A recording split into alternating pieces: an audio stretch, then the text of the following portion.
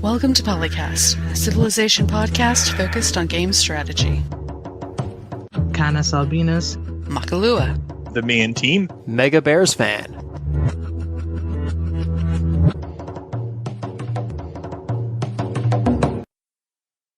Welcome to PolyCast 372. I'm Makahlua, and with me as usual, CanusAlbinus. So, there's this thing going on Tuesday. We should vote. TheMeInTeam. trying not to get riggedy wrecked by Canus. And MegaBearsFan. I used to listen to the show while I would jog. Now I wish that I could record the show while jogging. It would save me so much time. But the sounds. Bark, bark.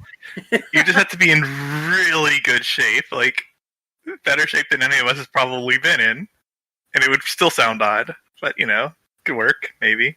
I just am having flashbacks to the time when there was a guy in one of our chat groups who used to walk around in Romania where there's wild dogs everywhere, and he's just barking, fighting off dogs with a stick, apparently.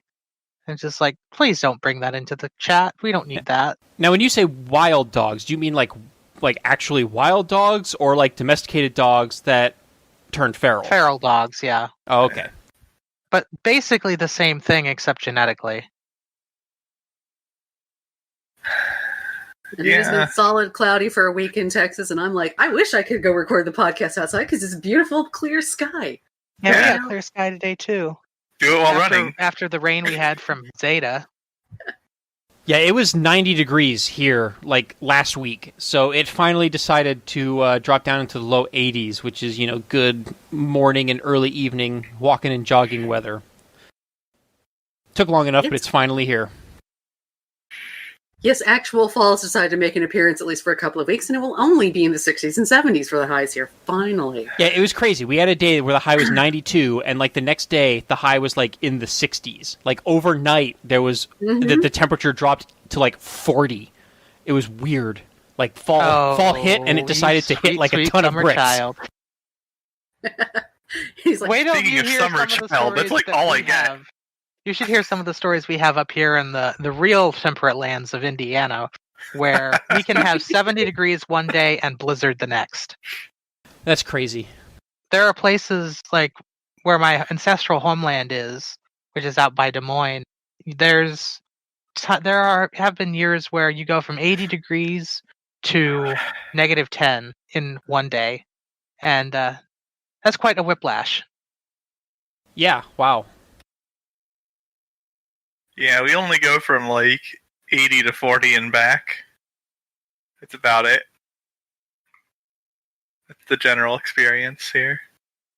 Usually when you have those wild temperature swings, though, you get thunderstorms. So, Well, where I live, you always get thunderstorms anyway, so it's hard to notice even. We could You use just get them regardless. We could use a good one of those here. I think we're approaching 200 days without a drop of rain.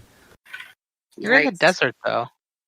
Yeah, but it still rains on a regular-ish basis. Yeah, like August and September is supposed to be like the quote monsoon season here, and we usually get pretty good rainstorms and actually quite a bit of flooding because this city has like terrible irrigation and drainage, but nothing this year. Not a drop, not even a cloud, I think, through the whole month of August. It was bad. Yeah, that's not good. In areas that are naturally dry, you really want the rain.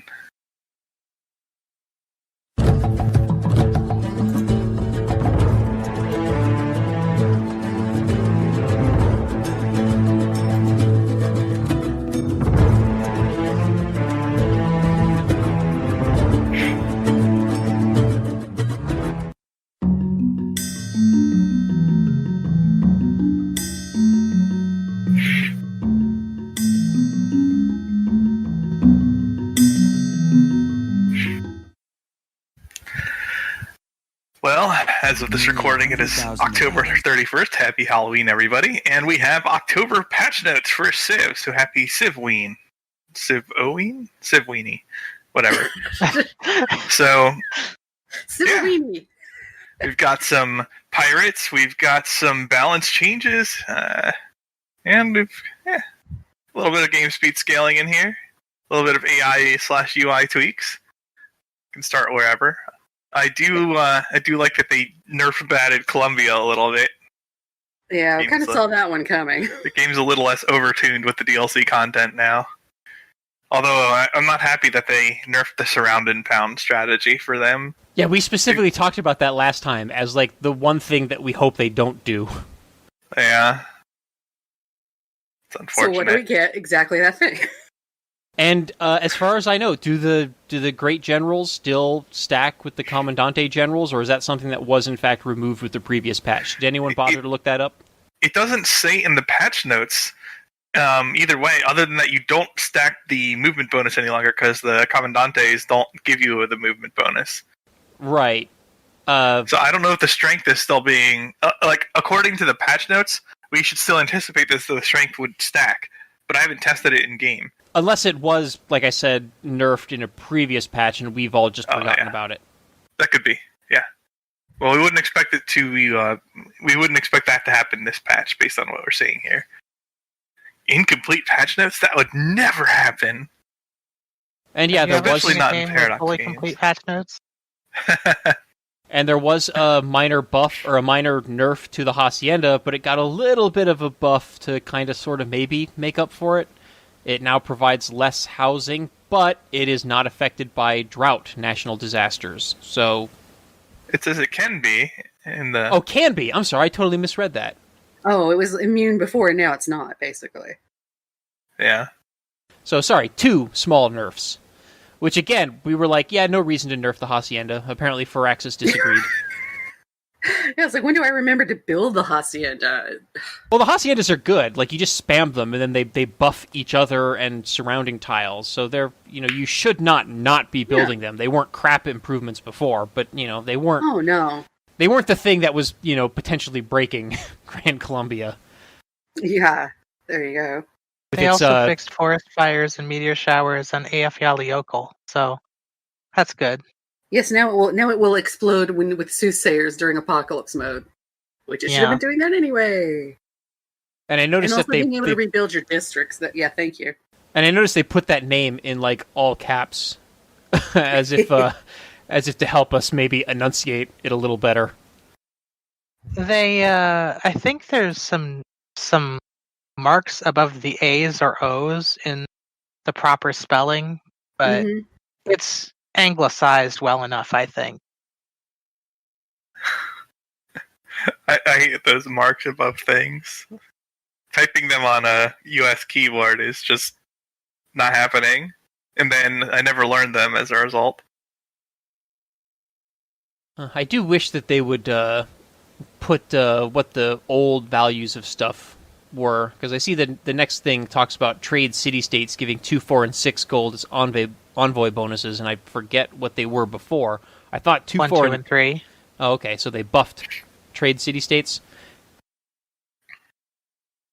Yeah. Pretty sure they did. Specifically trade city-states. Vampires count free cities as barbarians. Yeah, fair enough. They more or less are. Dramatic Ages no longer treats repeated Dark Ages as a negative Golden Era threshold store. Whoops. Someone forgot a line or two there. Well, what that'll do is it'll make you do at least one thing to get your Golden Era, rather than nothing, I guess. The really interesting thing, I think, is in the espionage, which is that spy missions can no longer be performed in cities in which you have an alliance with that player. I thought about this. This is good, because in multiplayer, very often, because Grimm is usually so far ahead in tech, I'm always stealing Eureka's off of him. It's like, I can't do that anymore, dang it. Well, and I would have to be at war, though, right? You only have to not have an alliance. Correct, so... which I believe means a friendship is still fair game. Yeah, but the alliance is so useful, particularly if you're close enough to have borders where you can do the economic and you can make a lot of gold off of that. So it's like, Yeah, that's a huge, that's a big disincentive to ally with the like really good civs in the game, because eventually you're going to want to be doing things like disrupting their factory production and blowing up their spaceports and all that stuff. So alliances aren't permanent, for better or worse. So kind of annoying, but until you disable them or whatever, like they auto cancel after a while. So you can ally with these nations throughout the game, and then just not later, and still sabotage them. True. It was not a particularly popular change. A lot of people were bellyaching about it. Yeah, I'm kind of wondering what the justification was that led to Firaxis making this change. I can kind of see why, like, common sense would kind of tell you that, you shouldn't be sabotaging someone who, you have a really close alliance with. But, like, at the same time, as we've talked about in the past, this is a competitive game. Like, you don't win the game together with your allies.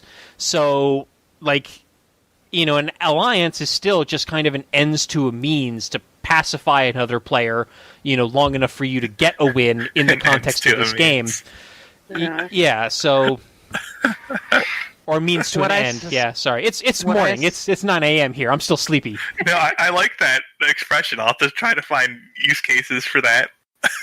What I suspect it has to do with is they can't give espionage versus alliances grievances, because that would cause betrayal emergencies. And the player doesn't need the AI getting into betrayal emergencies that often. So this is kind of what I suspect is a stopgap measure to prevent problems with, like, they see allies spying on each other frequently as a problem, but they can't like make it more costly, because if they do, it destroys the alliance and causes emergencies. If you know what I mean. Yeah, no, that's a valid point. I hadn't really considered that, in part because I think it's been a year since I've seen my last betrayal emergency pop up in a game. So I don't know if those were just reduced in frequency or if I'm just not seeing them, but... The AI doesn't usually trigger them. Yeah, I remember when Gathering Storm, or was it Rise and Fall that they were introduced in, or Gathering Storm? Well, I remember the expansion that they were introduced in. I saw a lot of them for like the first few months of playing that expansion, and then they just kind of disappeared at some point. I don't remember when. For me, anyway. My experience might not necessarily be your experience. I do still see them sometimes. What's next on the list of things that they added in this DLC pack? Not DLC, expansion. No. Wait, don't forget patch. the nice partisans mission change. Oh yeah, pillages neighborhoods, only spawns anti-cav units.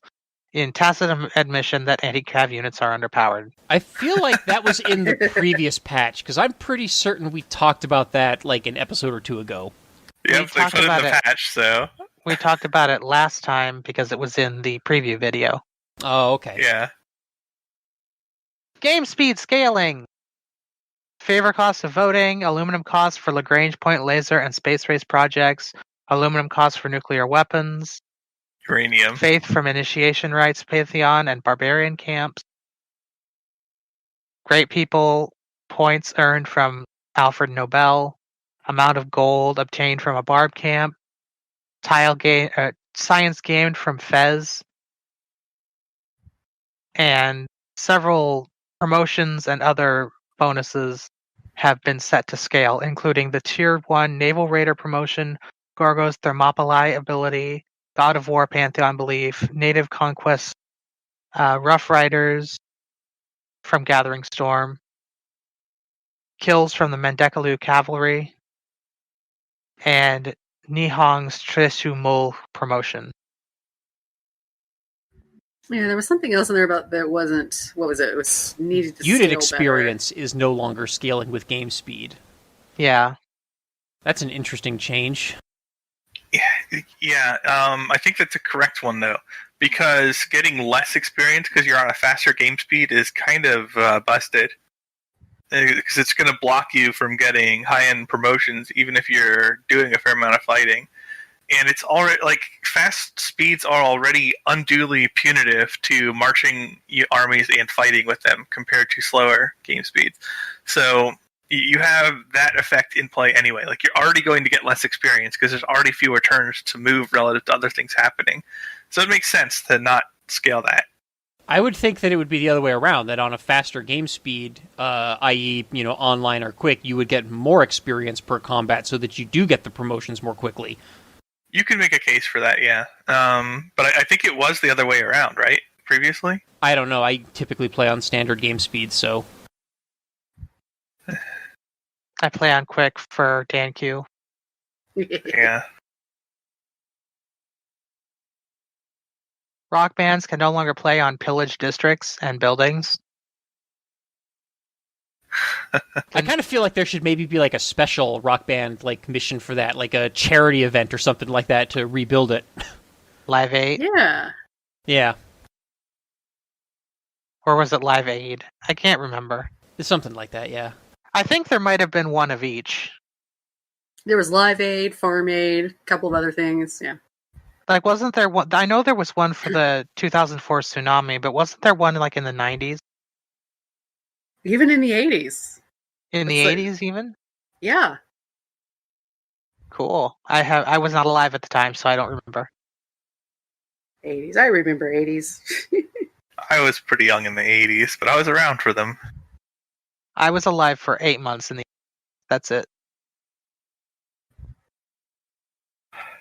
Oops! I just revealed my age. Never mind.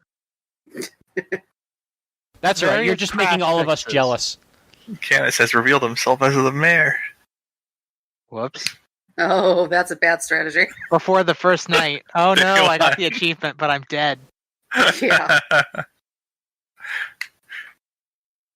Corps and So- armies no longer add bonuses to the unit that gets made out of the combination that were supposed to be temporary because of the Great General. Apparently, you could soup up your corps and armies by doing it within range of a Great General. Yeah, I wonder what exactly was being applied there. Like, were you keeping the movement? Were you keeping something Yeah. else? Yeah, we've talked Okay. about that in the past. I thought that had been fixed a while ago, though. Like, I had stopped deliberately trying to do that because I thought it had already been fixed. Yeah, yeah, I'd been making them outside. Like, Yeah, the, closer to when I produced the units. The general combat and I think maybe also the movement bonus were accidentally being added to the corps or army as a permanent promotion. Yeah, that's bizarre.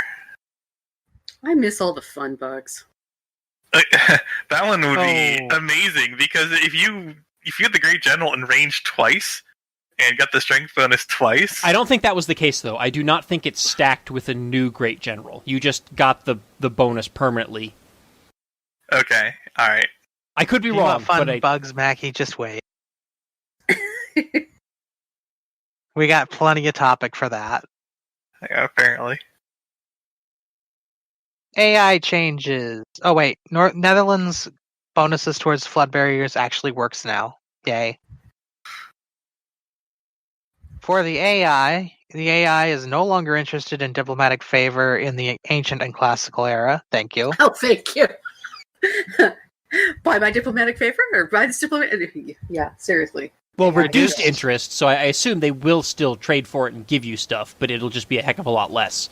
They Yeah. also reduced desire for dip favor in general. Oracle and pyramids are more properly desired by the AI.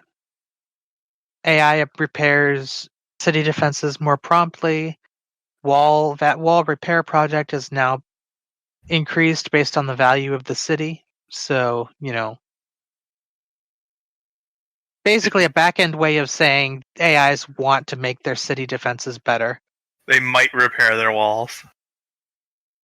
Reduce the Maybe. number of spaceports. Reduced value of faith if they already have high faith income. Improvements to protect settler units. I'll believe it when I see it, but Yeah. it'll be nice. About dang time. They said that once before. I'm just saying. Well, it's an improvement. They didn't say that it's fixed. They just said it's improved. That's true. as long as it is at least somewhat better than previously, that is a true line. You're right. So the AI will now go from completely ignoring settler units to maybe kind of sort of thinking about possibly forming a committee to consider protecting the settler unit. Watch, it's going to have like a screen of 6 units surrounding settlers at all times. Lol. Well, that would Or maybe definitely just- eliminate the surprise war decks to steal the settler. That's for sure. Yeah. That would technically be an improvement, air quotes. It would improve the protection of the settler. I don't know if it would improve the effectiveness of the AI, but hey. I think it would be neat if they made it so that captured settlers actually found cities that are like halfway loyal to the civilization that originally created the settler, so that you actually have to work a little bit to make that city loyal. And if you settled it too close to the other civilization, it would just flip anyway. And that would be a way of reducing the exploit of just stealing settlers from the AIs at the beginning of the game. I don't think it would change much in practice. It would just make you have to be a lot more... You don't settle into loyalty pressure normally, anyway, unless you can back it up. It would just make you have to think a little bit more, be a little more thoughtful about where you put that stolen city. Yeah, I guess. But you're right, it might not make much of a difference long term. Well, because there's no, baseline culture rating like there was in this before. Like, you don't have a 20% Spanish and 50% French and then, whatever else other cities all pushing on this that influences the population of the city. Instead, once you push a city to max loyalty, it's putting pressure. I really do wish they would bring that back. I think it would be really cool if you could hover over each citizen in the city panel, and it would bring up a little tooltip that would tell you this citizen is originally Roman and is Catholic and so and so and so. I think that would be a cool feature, and then they could actually apply loyalty pressures and religious pressures and stuff like that based on that sort of stuff. And then we can have people trying to wipe out populations. Well, yeah, fun in a game. Yeah, we haven't seen that since Civ 4. There may be a reason that got removed, even though we like the gameplay idea of it. Yeah, there's people who were trying to do the cultural reappropriation thing in EU4. It brings back more recent memories than Civ 4, perhaps. But yeah, that was a doomed enterprise, though. Yeah, only because they did that in the patch. Changed everything on us. We could so do it now. We could so do it. Whatever. It's a little off topic from Civ, I guess. People are like, what the heck is reappropriation? Yeah, we were doing a culture converting run in EU4, but the run tanked because Paradox dropped a pretty significant patch on us in the middle of those recordings. Paradox does like to do that. Yeah, well, it broke religious conversions for the better part of a couple of years, maybe. I mean, you could still technically convert, but it was impractical. So, yeah, I've been really enjoying culture convert as a result. I've been really enjoying Crusader Kings 3 so far, but I am so wary of the inevitability of them releasing patches that completely change mechanics that I like and breaking things and screwing up my save files and all that stuff, because I know they did it. It's the reason I stopped playing Stellaris. I've kept my eye on CK3, but it just seems so feature incomplete compared to CK2 for now.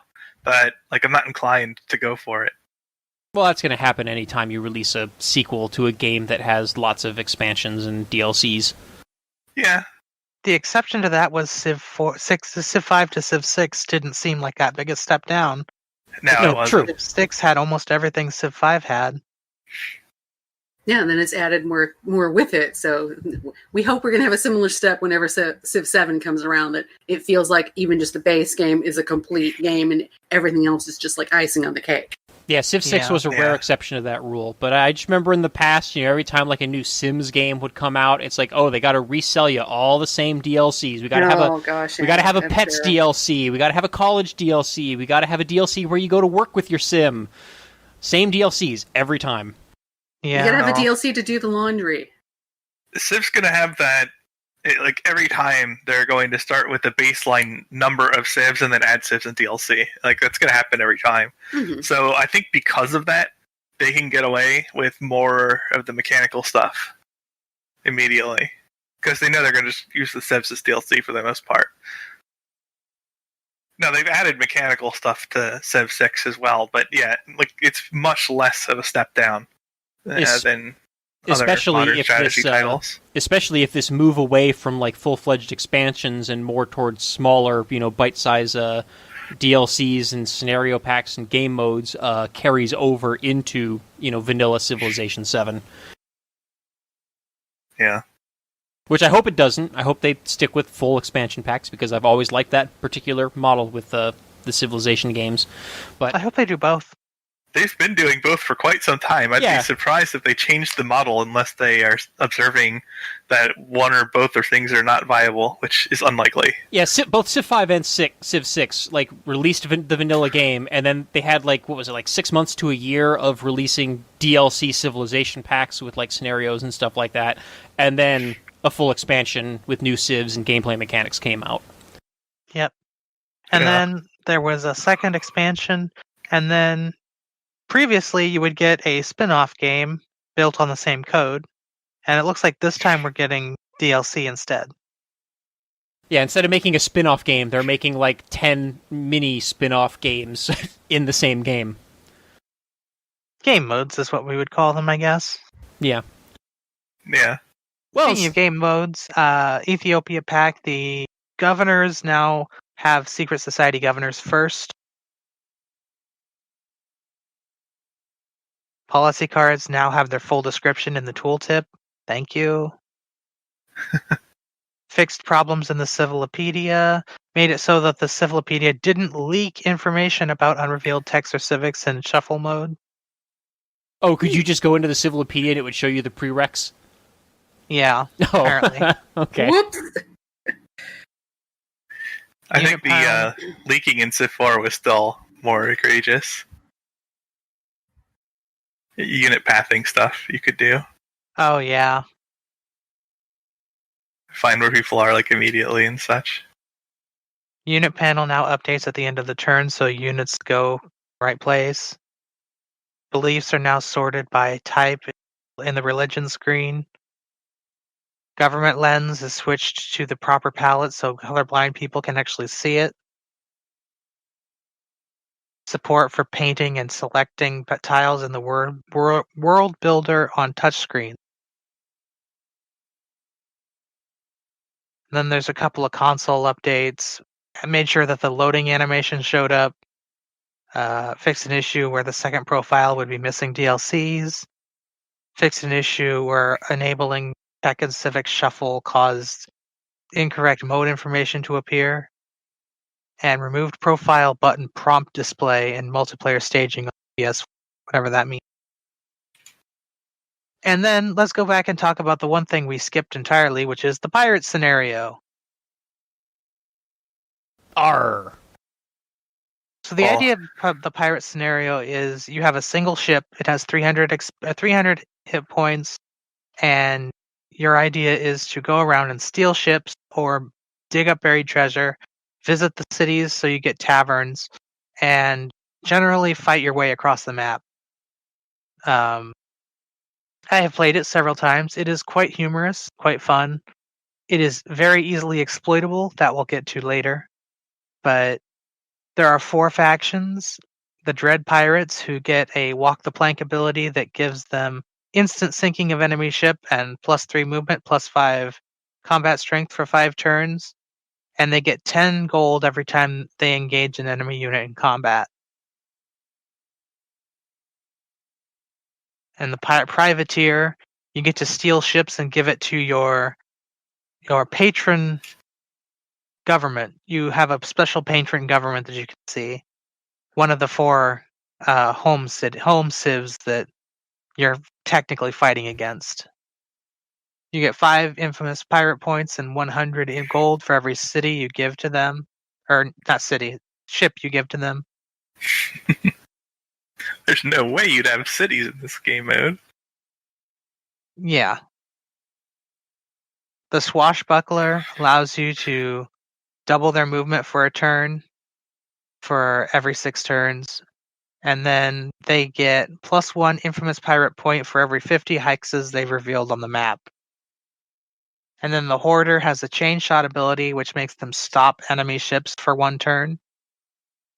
And then the Mine passive ability, which unit maintenance cost is reduced by 3, plus 10 treasure points for burying treasure. and 3% gold interest on their reserve. And the way you win this scenario, I guess I should probably explain that. You get 1 point every time you fight.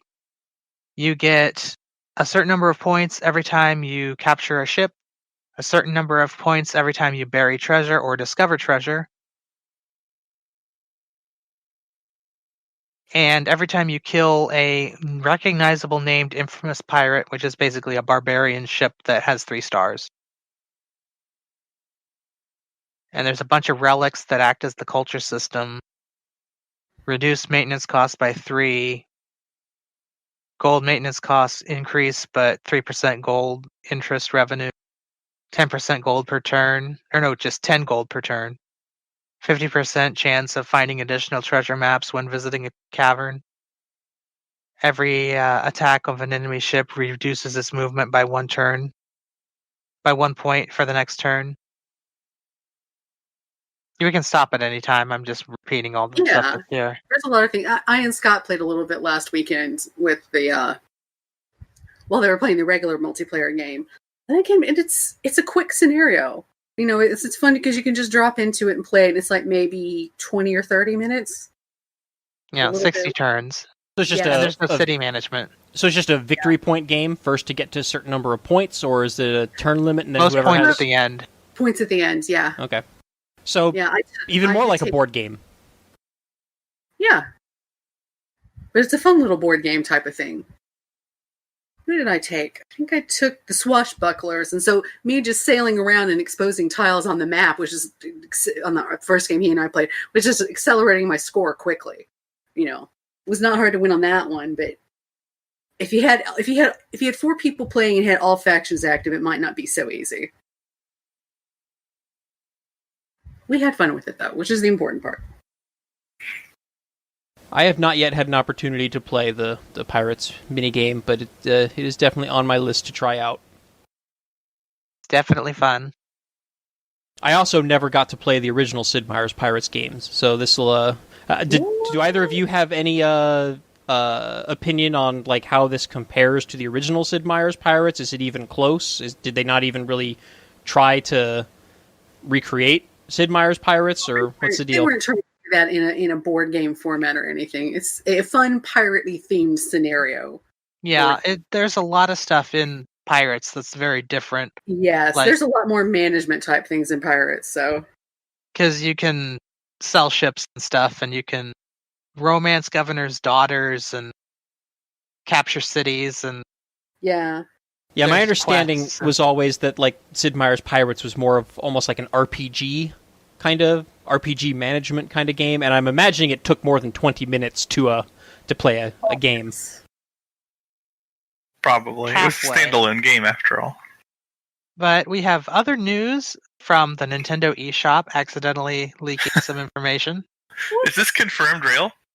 Yeah, as far as I know, it is. Okay. Because there was some debate about that, but perhaps that has been put down. I mean, it looks pretty legitimate. Yeah, it does. It would. Yeah, if it were fake, it would be a very well done fake. I always find it amusing when retailers put up information, from a publisher prematurely. Like I always just kind of, Picard facepalm a little bit, and like, how does that happen? Usually, someone's not thinking. Would be my guess. Yeah. Either a lot that goes into that, or issues with version control. It's like, you added this to the shop even though it's not supposed to be there. But what do we do about it? Well, we remove it as quickly as we can. Right. And hope nobody noticed. But of course, it's the internet. Everybody. It's the internet. Somebody knows. Yeah, once it's there forever. Yeah, I wonder what the over-under and number of seconds is for something to be up and not get noticed. It might not even be 1 second. Well, I live in Vegas, so next time I'm at the sports book, I will ask somebody. You probably get some strange looks. Yeah, probably. Hey, esports is becoming a thing. Who knows? I would not be surprised if one day I walk into my local sports book and there's odds up on the board for like StarCraft. Oh yeah, I would not be surprised by that either. Especially I was if just we thinking, have like, this particular thing. I would be surprised if you had any betting action on it. Vegas would be more than happy to take bets on anything if there's enough people willing to bet. And Sure. especially if, like more pandemics and stuff are happening and actual sports keep getting shut down. I mean, we had a period of a couple months there where like actual regular ESPN was broadcasting like League of Legends tournaments. That was great, though. I never saw Civ tournaments on ESPN, not yet anyway, but we're probably not too far from that. I don't think there are any official esports civilization leagues. I remember Civ isn't well made for that. I remember it's a talking design concept. Yeah, I remember talking about there being a Civ esports league like on this show a couple years ago. Back when Dan was still hosting. It was when the game first came out. Yeah, and there was one of the big corporate teams decided to start hiring people for Civ, and it never went anywhere. Yeah, I never heard anything about it after that, so I assume that it didn't happen. But revealed in this leak, we hear Babylon, led by Hammurabi. The civilization excels at science as well as government and infrastructure. There's also a Heroes and Legends game mode, which we don't know anything about, but we can guess. 2 unique improvements, the Mahavihara, which I assume is something to do with Nepal, and the Trading Dome, 6 new city-states, and 24 new great people. Which sounds pretty exciting to me. Mm-hmm. Yeah. I wonder if those new great people are part of the science funding. Standing army tax. No, science funding. Arts funding. I don't feel like declaring war in Grimbeck. I would need to train a lot before doing that. Yeah. And if I trained enough to be good enough for that, I would probably want science funding as well. Yeah. Let's not argue with the guy who gets to nukes the fastest. So do we want to put up our own over, under, or odds or whatever on whether Babylon will be a better science civ than Maya? 60. Because so far we got overpowered military civ, overpowered religion civ, overpowered military/religion civ. So do we get super overpowered science civ now? That will have to be nerfed in 2 months. I mean, we already have some good science civs. I was going to say, So, did you forget Korea? Yeah. I guess the question is, how is it going to compare right now to Korea and Maya? Because Maya also having come from an expansion, it's probably a little bit more powerful now. Will Babylon be even extra more powerful? Don't know. We'll find out in a few weeks. All right. Now, for the moment we've all been waiting for, let's talk about how the pirate scenario is broken. Or more specifically, how to break it. Well, more specifically, wow, it took Spiffing Brit less than a week to figure out how to break it completely. Well, he's a community helping him out. He doesn't find all these on his own. He just does the videos. He does the videos well. I also would not be surprised if he's one of those YouTube influencers who's being given early access to the game. Oh, he says it. Oh, does he? Outright in some of his videos, yeah. Yeah, he'll even say that they paid me to break the game for him and stuff sometimes. Yeah, I know. I think he said that with Crusader Kings 3. I haven't heard any of that for any of his Civ videos yet, so I don't know if they're somehow giving him early... I don't know if you can give early copies of these DLCs, but maybe. I don't know. I'm sure they could if they wanted to. I don't know if they do it, though. And you wouldn't really need to, because if you have a community of people looking up ways to break the game like this, it would not take much to find these kinds of interactions. Nope. Especially old school stuff that happens game to game, like the 3% interest thing. Like that, you could do that back in Heroes of Might and Magic. If you had enough money, then getting money based on the money you already have, it would just snowball. Like that's been around since before a good chunk of our listeners were born. So people look for that stuff anytime a new game comes out, pretty much. Yes, I'm sure all of us who played Civ 4 remember the Einstein quote that compound interest is the most powerful force in the universe. Yeah, True. it certainly is in gaming, even more so than real life. Because you can usually have broken economies in a way that just couldn't happen in real life. You just print money from nothing and not get hyperinflation. So this video is by our good friend Spiffing Brit, and he. Yes, good friend. Huh? Yes, good friend, because he totally knows who we all are. Yes, he knows exactly who we are. Not. Thanks for all the content, though. Yes, he figured out that if you turn off fast animations and you spam click on the visit tavern button before the ship finishes its animation, you get to click on it multiple times. Which means basically what happens is you get like, if you have an auto clicker that does it automatically, you'll get like 60 people. You get 60 crew, and you get 60 treasures on the map and every relic available, which breaks the game entirely, because then you start getting to the point where, oh, there's treasure on every tile and you get 600 gold for every treasure, or 400, and that just breaks the game entirely. Also, even though it's not technically supposed to be allowed, you can capture cities in this scenario using special what would you call them? Special Legitimate tactics, tactics, quote unquote. I like the old special tactics quote from that one StarCraft player. It's great. Yeah, and then the game is really confused because you're not supposed to have cities in the scenario. You Yeah. can build and things, but it's like, You can It doesn't build even have a proper UI for it. You can Yeah. build a shore party in like 5 to 10,000 turns. But you can take all that compound interest you've been accumulating and just buy fleets at that point, which you have one city. Yeah. Yeah.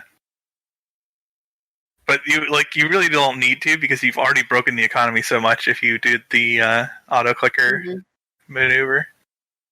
Because you're basically getting more than 60 times the resources that you're intended to get from each tavern visit. So it's just runaway income at that point anyway. Like, your Also, ships you are can super get- strong and everything. You can get 3 attacks per turn and still move after them. Yeah. And it's not even particularly hard to do. Yeah. Craziness. The fun kind of old school broken, I guess. Special broken. Yes. Oh, fun times.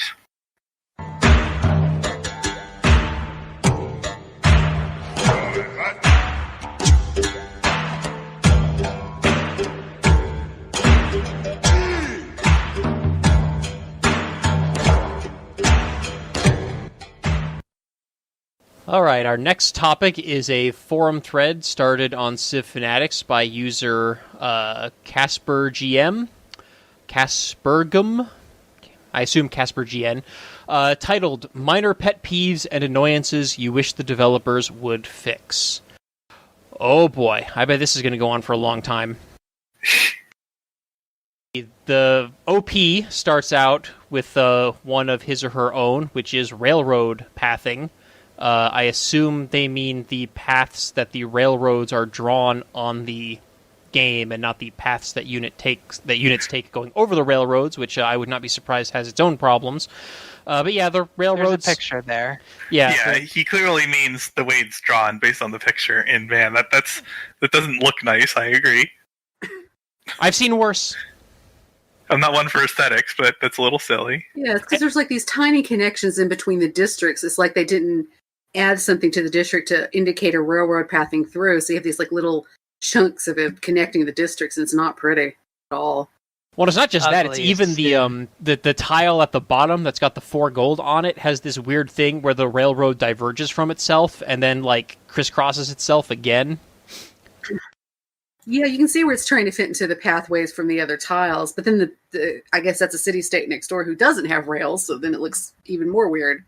Yeah, they really should have. I always had assumed that the districts just automatically had railroads underneath them, because I think the city centers do. And a common mistake that I made for a long time after the railroads were added to Civ 6 was I would not build the railroads underneath districts because I thought they were already there. Yeah, it could be an issue. And it certainly doesn't help that there's no, special graphic or anything to show that there is a railroad running through a district. Yeah, you'd think with all their graphical focus they would do something about that. But I can understand why they wouldn't. Yeah, it's one of the rare areas in this particular game where the graphical detail does kind of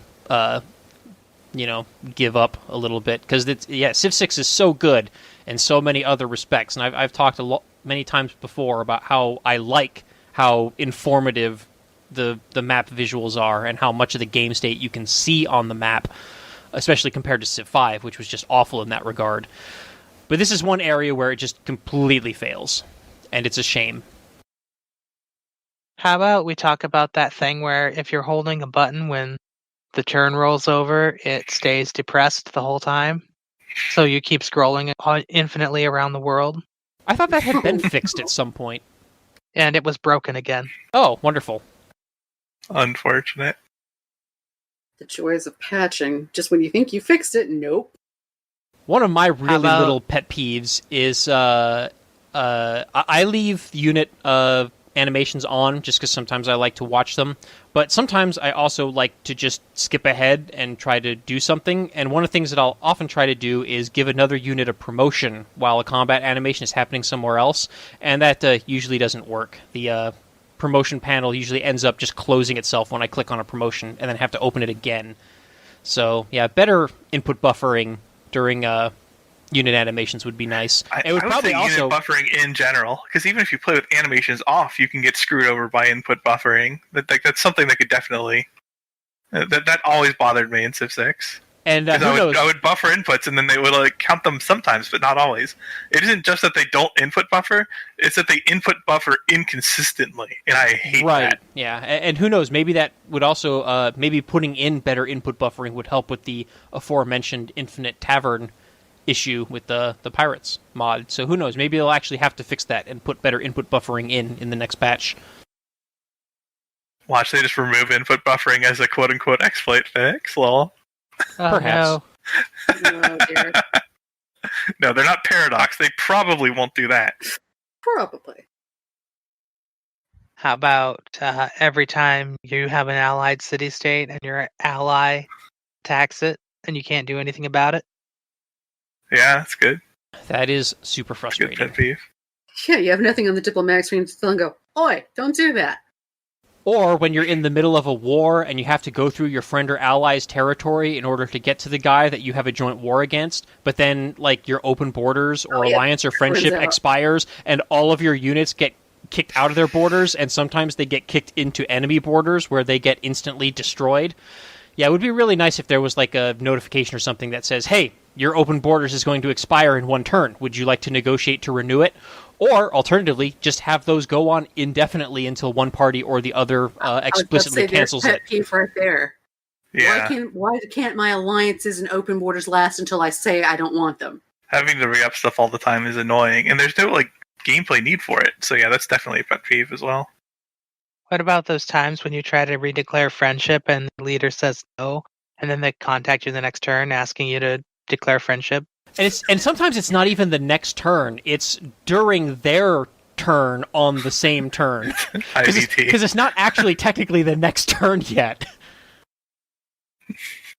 Or how about those times you tell the AI, I don't want to trade you with this, and they ask you again every turn.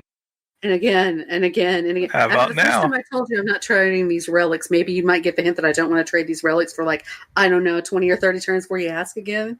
Or alternatively, when you click, what will you give me for this? And they say, I won't give you anything. But then you add 1 gold to the deal, and suddenly they'll give you stuff. They need to adjust their pricing there. Pricing in general has always been tough in Civ games. It's one of those things that I think is probably harder than expected to get right. Oh, here's one from Beckhold user. It's the 9th post. The fact that submarines cannot purposely ignore borders and go under ice, especially nuclear submarines. I did not know submarines could not go under ice in this game. Yeah, they could in previous games. Yeah, I had just always assumed that they could, and it was just never really relevant because, how often am I actually using, submarines that late in the game? And after Gathering Storm, I mean, how often is there ice to go under anymore? Yeah. So, and even when there is ice on the map, that's very infrequently a path where you want to do it. Yeah, by the time you have submarines, it's a lot of the ice you would want to go under has already melted. Yeah. I'm iffy, I'm kind of meh on the idea of them being able to go through borders, but they should be able to go under ice. You can make a case for borders. I am not sure.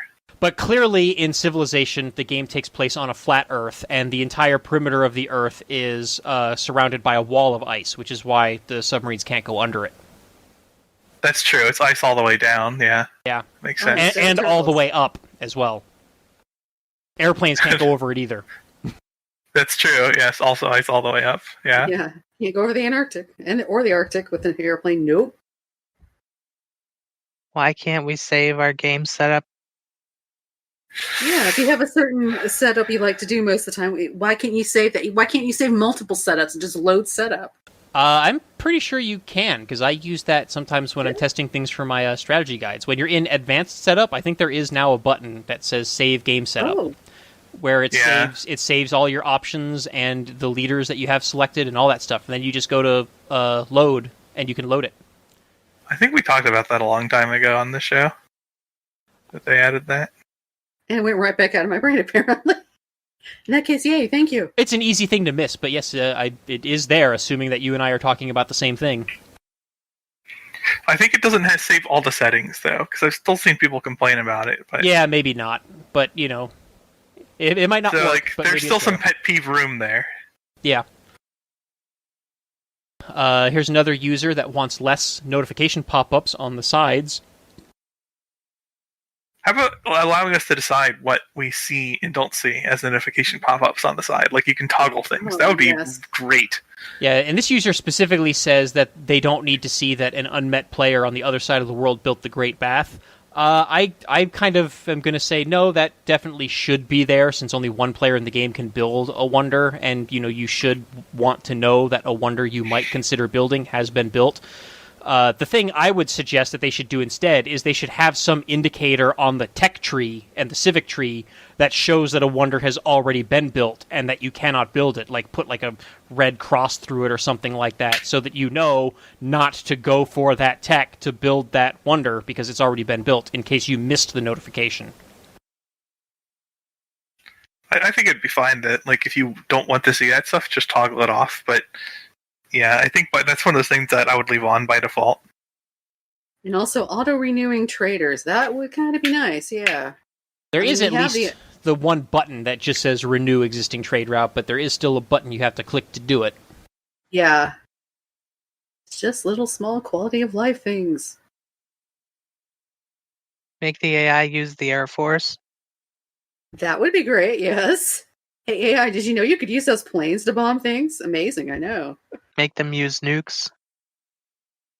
So here's a good one from at the end of the first page from Isabel Braganca that says, be able to add a building to the queue if its prerequisite is in the queue, i.e. add a university if the library is already in the queue. That would be very nice. Especially when you're settling those mid-game cities, right? And you don't want to have to babysit them. You just want to be able to say, okay, place the encampment, and then build the barracks, and then build the armory.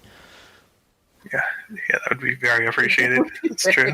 And then queue up a bunch of units. Yeah, like I have the Resiquits. I'm up to where I can build universities. I want to put down the campus, tell it to build the library, and then build the university. Why do I have to wait and come back after the library's built to tell it to build the university? And it's especially funny because the game will let you build the same district or building in the queue multiple times, which is not allowed. And that used to be the source of an exploit that would allow you to actually build duplicate districts. I remember Spiffing Brit did a video on that too, I think with Molly. building like multiple of his special fancy gold commercial districts. Yeah, because you got free stuff, basically. They fixed that so that you don't actually get duplicates of the district in the same city, but you can still add the district to the queue multiple times, but you can't add the bank to the queue after you've added the commercial hub. Another weird pet peeve that I have with the build queue is I've noticed that if you have a world wonder in the build queue, and then you put something else in the build queue, and then swap the order, the wonder on the next turn will have been removed from the build queue.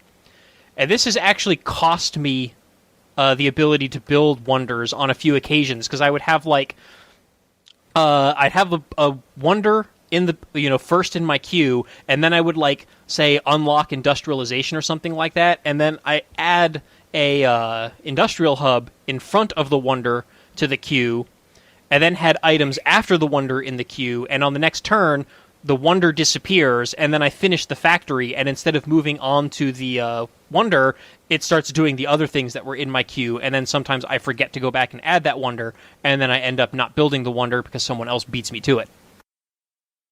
I don't know if other people see that. I don't know that I have. I mean, I don't queue up the wonders. It's usually I'm building them. Yeah, wonders. What? Those things you capture? Yeah, it feels like what you mean. The 8-axe wonder? What? Yeah, axes, huh? It'd be interesting if that was my choice in Civ 6. Yeah, well, that's what the old version was that I remember the most. Yeah, that or horse archers. I was definitely a horse archer fan in Civ 4. Here's another one on the second page from user 679X that says, even when embarking and traveling across water is much faster than traveling on land, units will still disembark and travel on land.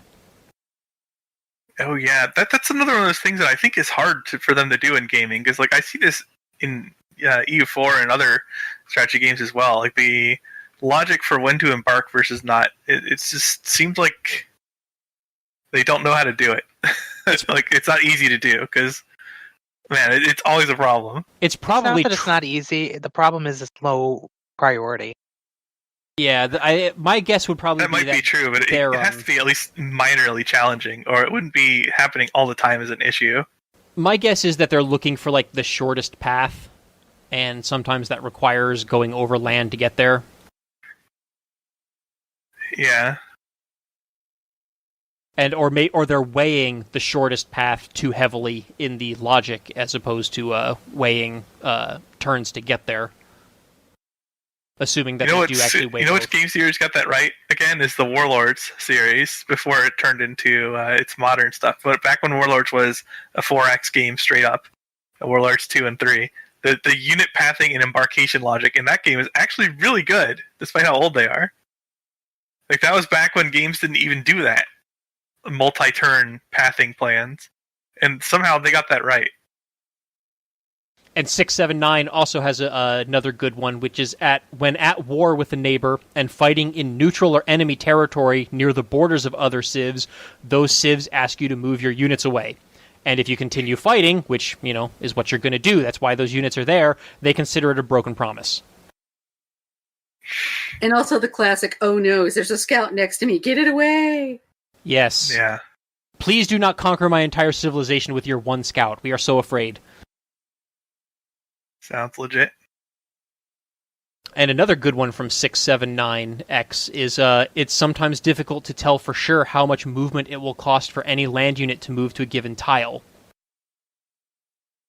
I see that a lot if you use some of the unit's movement, but not all of it. I don't think the game updates the UI to tell where the unit can go based on what you've already done. You have to click on something else and then click on the unit again for it to update that with the actual amount of movement points that are left. Yeah. Yeah, it's definitely not made clear consistently. Hey, nice. A spam bot call. Cool. Spambot wants to make sure you vote. Not even. Well, maybe. I'm not answering it, so. Who am I to say what they're spamming me with? Oh, and another good one from 679 is no way to sort trade routes by highest yield. I'm assuming that the user means total yield of all yields. Yeah, you can individually by category, highest faith, highest science, highest gold, but you have to manually be looking at it to figure out what city is going to give you the highest total. Yeah, I could definitely see there would be value in that, especially when you do have alliances and you're getting like the extra, faith or science or gold or whatever from the type of alliance that you have active. Being able to just look for whatever's going to give you the most yield would be nice. I would also like to throw out there as well the inability to escort trade units easily. That is a big frustrating pet peeve, especially considering that the game does have that, escort button that attaches units to civilian units. And I know we've had the discussion before about how traders work differently, and it's, there's complications about what happens when you go into other units other nations' territories that you don't have open borders with, but there's got to be a solution to that's, a happy compromise. I think if you have, because they can pillage trader out even when the trader's not there, right? So I think the way to go with that would be... No, you have to be on the tile with the trader unit. Give the unit strength that's escorting to the trade route when it gets pillaged. Something like that. No, you do have to be on the tile of the trader unit in order to plunder the trade route. Okay, it isn't just the... Otherwise... then you make the unit attached, I guess. But then you'd have to deal with foreign border nonsense. Otherwise, there would be no reason at all to have the trader unit actually moving across the board, because it's all per turn yield. It's not like you get a lump sum when the trader gets to the destination. Yeah, you're right. Anybody else want to throw out any pet peeves or bring up any good ones that they see in the thread? Well, when my cat lays in my hand while I'm playing, but that's not really Civ's fault. Yes, Firaxis, please fix that. Anti-cat. I think there's another one that was Isabel Berganza, that it was automate builders to repair. Matter of fact, just worker automation in general, especially in the late game. That's tough though, because they have charges. Yeah, but even just you don't spend charges on repairing though.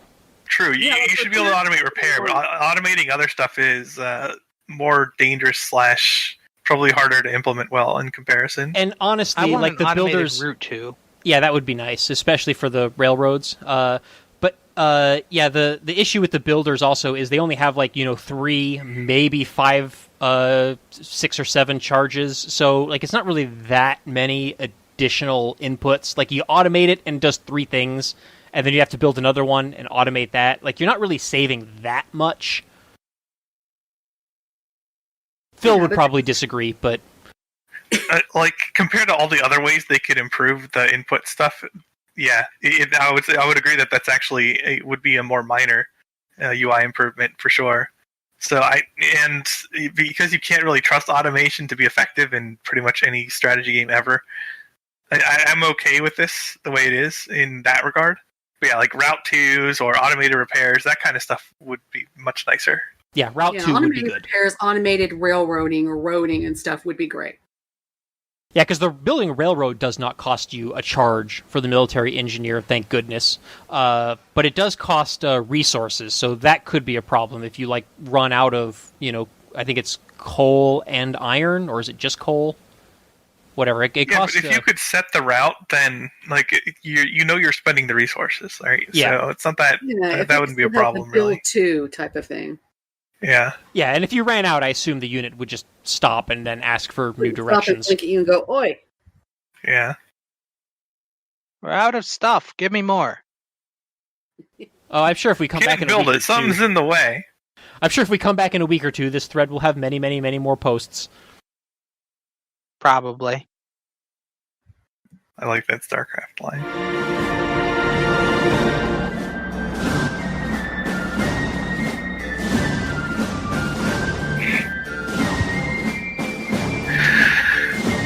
All right, get out.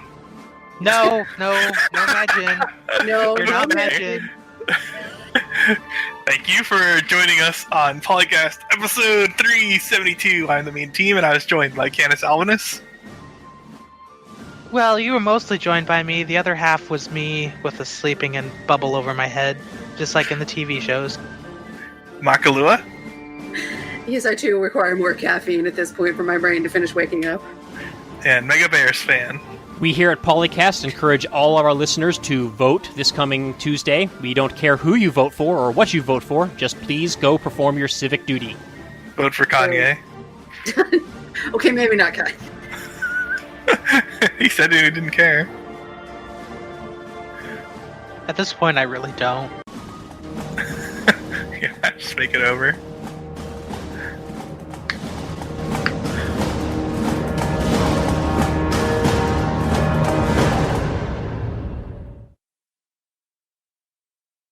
Civilization 4, 3, 5, 6, Beyond Earth, content, copyright, Take-Two Interact, copyright the PolyCast at thepolycast.net.